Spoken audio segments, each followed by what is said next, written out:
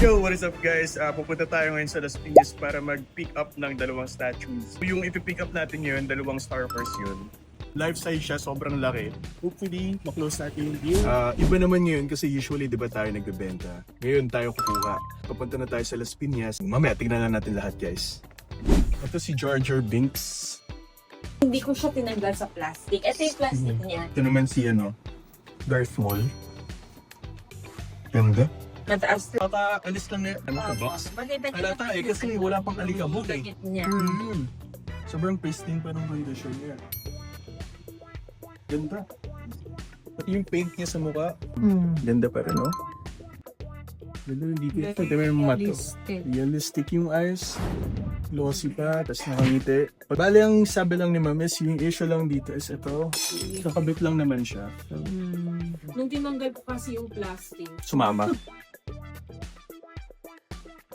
Collaboration siya ng Pepsi. Nung lumabas yung Phantom Menace.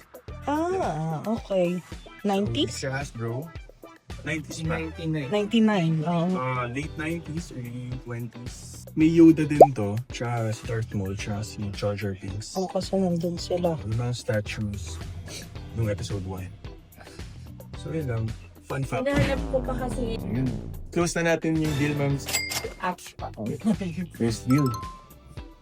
So nakakuha tayo ng Jar Jar tsaka si Darth Maul na life size.